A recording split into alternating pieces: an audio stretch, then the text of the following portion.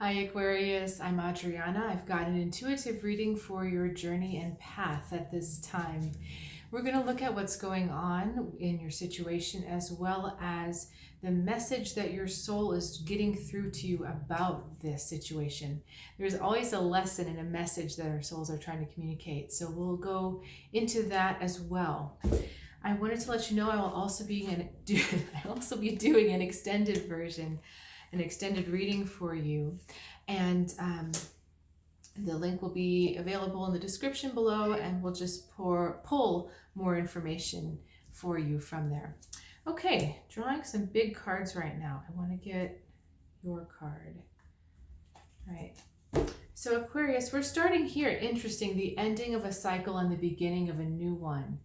It feels like this was a bit of a violent end. Something like if this was a breakup with a friend or a breakup with another person, it was really kind of a harsh ending. And there's you looking for this new beginning, look for this warmth or for this chance to start growing again. If you're hoping for some kind of reconciliation with the other person, it really doesn't look likely. I do feel like this split has occurred for you and you need to just kind of be done and move on from there. But let's see what else is going on in your situation here.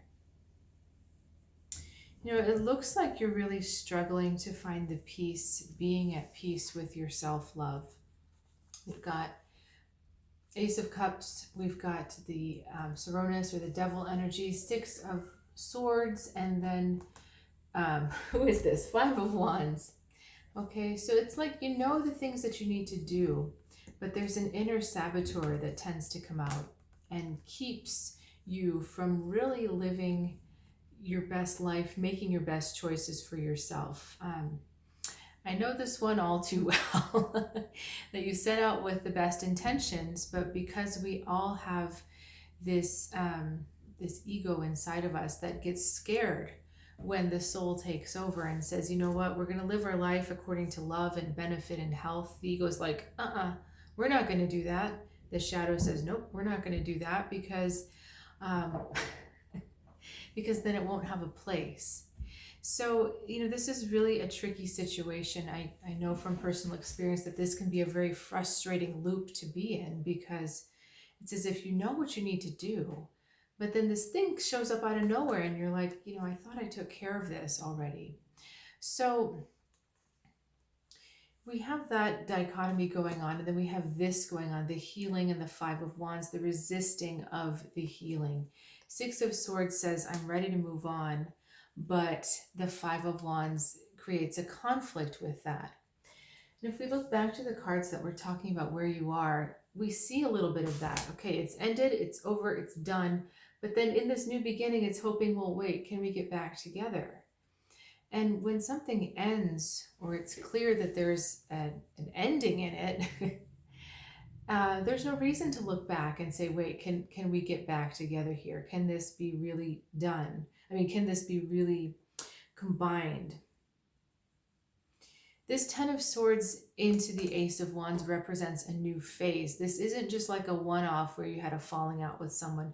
This is the end of a phase, the end of a chapter of your life and the beginning of a new chapter.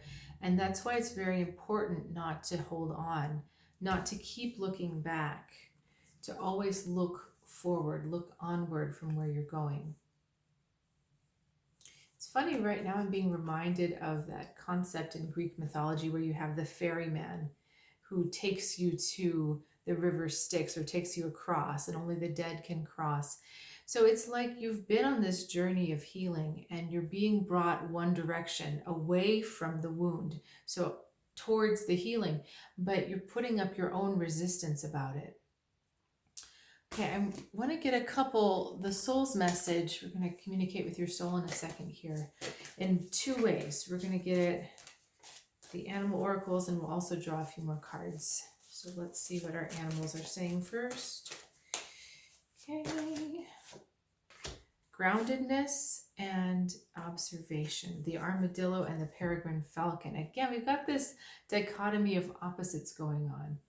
This is really fascinating. The groundedness card, being present, being here, being in your body, and then we've got this peregrine falcon kind of doing the opposite.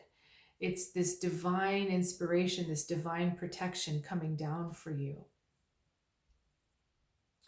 So this is a big message, Aquarius, about getting out of your head and really staying in your body so that you can receive the clarity of the divine inspiration from the divine. If the head is too full and your thoughts are kind of doing this and you're going in all sorts of processes, the divine can't get through. It really can't get through to you. It's present, it's there, but you're not going to be able to perceive it. Okay? Let's also see what your soul message is through the Druid cards.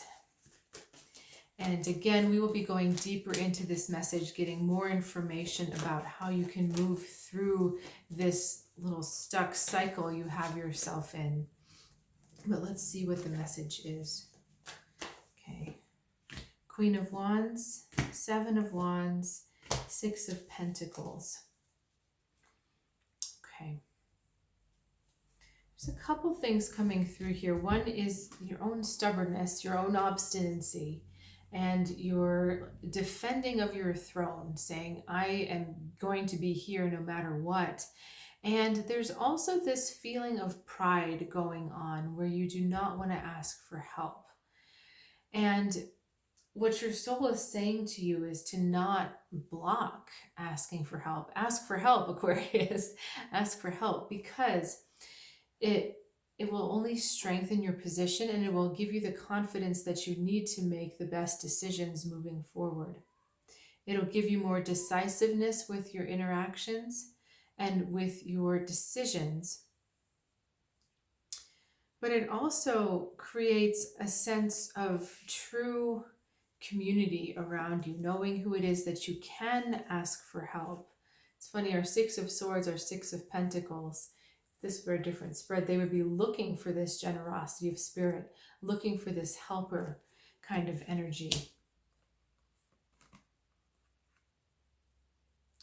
I feel like there is also someone in your environment with the Seven of Wands.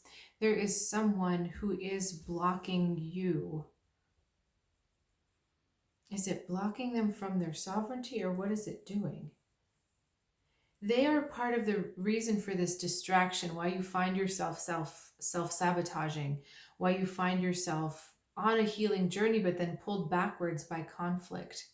So this Seven of Wands is actually blocking this help from getting to you. This person here is blocking the help from getting to you. So this is a big hello, wake up. From your soul here. Let me get some information about this person so you can tell us what we need to know about this person, please. Okay, Ten of Wands, they're overworked, Queen of Swords, and Four of Cups. You know, this person seems like they are so overworked and so tired that they have no time to listen to you and to really hear you emotionally. They're not able to be present because of other stuff that's going on with them. They're taking on too much. This person might have Aquarius or Libra energy. It's not feeling so much like Gemini, but they might have some Aquarius or Libra in them. But they're working so hard at taking care of too much. And I don't know that it's too much having to do with you. It seems to be outside of your circle, that they're taking care of too much, and they're just not available for you. And so what seems to be happening is that it's almost like you can't even ask them, you can't ask this particular person for help because they're just not available. But at the same time, how are they blocking the help? They're blocking the help from getting to you. So let me see what that's talking about here. Hermit and the Wheel. Okay, it's like they're blocking your guidance. They're blocking your own inner teacher, or that wisdom. They're blocking that voice of reason from reaching you, whether it's coming from within or it's actually an advisor that you tend to go-to or someone that you tend to lean on, someone who's a bit wiser, maybe a bit older than you.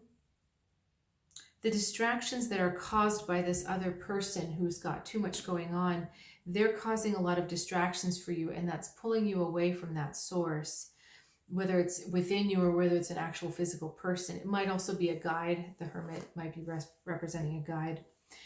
You've got your hands full trying to deal with this distracted person. And the distraction also keeps you from fully embodying your own sovereignty, Aquarius, in this. Okay, so part of you is happy to be distracted because you're like, I don't have to go there. Okay, so what can we say with all of this, Aquarius? The lesson from your soul is about understanding that it's okay to ask for help, and it's also okay to sit in your power. I will be looking at this a bit deeper in the extended, so if you'd like to follow me over there, the link is in the description below, and I look forward to seeing you soon.